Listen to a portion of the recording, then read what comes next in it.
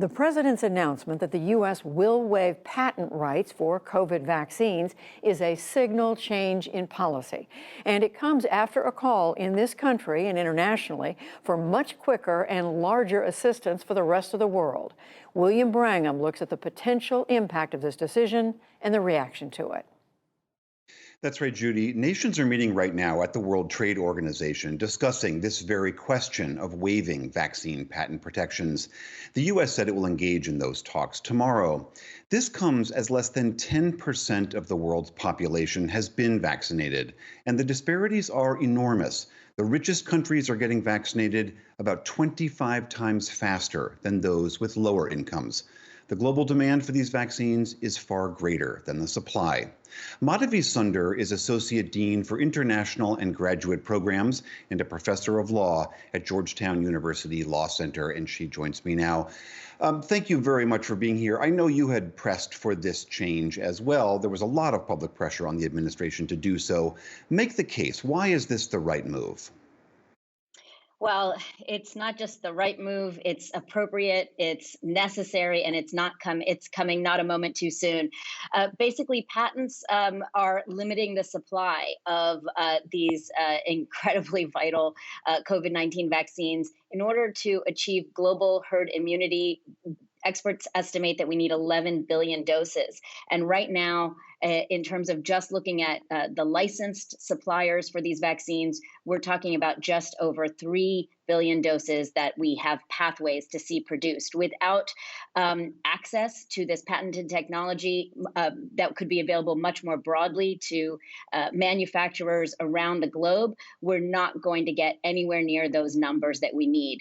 The great news in the U.S. is President Biden is aiming for herd immunity in the United States by July 4th. That's 70% of our population vaccinated. But right now, in terms of the rest of the world, we're at 0.2% of low and middle income countries having received the jab. This is absolutely necessary for us to end this pandemic once and for all. It seems also, even if you put aside the moral case, which, as you're saying, is a very strong one, that we should provide these, there's also, from a public health standpoint, given these variants and how much they are spreading, that there's a public health argument to make that we need to put this fire out globally. Oh, absolutely. I mean, this is what a pandemic is. Not one of us is safe until all of us around the world are safe.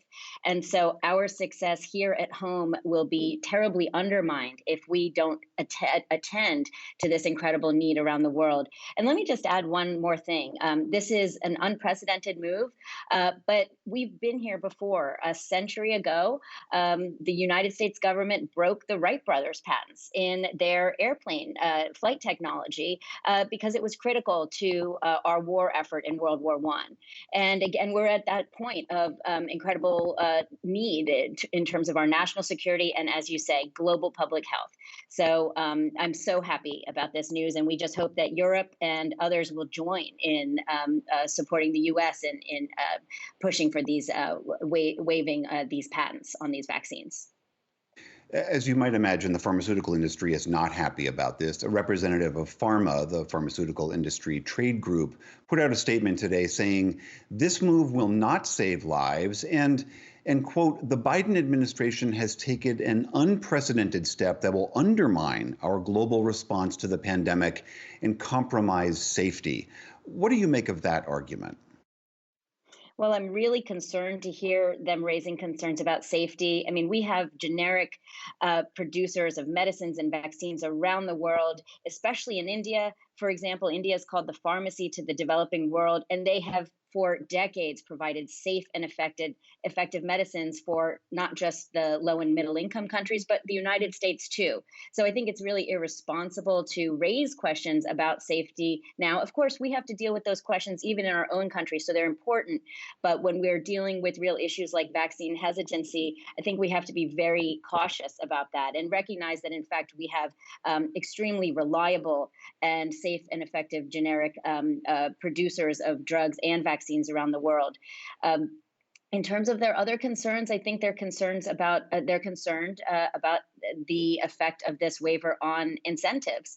But this was a very unusual. The production of the COVID-19 vaccines is an outlier because it was the result of enormous investment by U.S. government and basically U.S. taxpayers. The Moderna vaccine, for example, was paid for 99.9% by taxpayers because of the critical need and urgency. And so this isn't a case of just a private company going it alone. This was a critical public-private partnership. And the Biden administration has rightly recognized that this vaccine technology, which we not only paid for, but in fact our researchers at the National Institutes of Health, their basic research is actually fundamental to the Moderna vaccine. So we supported the critical research that made this vaccine possible. We paid for the vaccine. And so the Biden administration now is rightly recognizing that we need to use this technology in order to help ourselves at home. We need to be helping others around the globe to get vaccinated. And that's the only way to end this pandemic once and for all. So it's got to be, these vaccines need to be produced as soon as possible. All right, Madhavi Sundar, thank you very much for joining us from Georgetown University Law Center. Thanks so much for having me.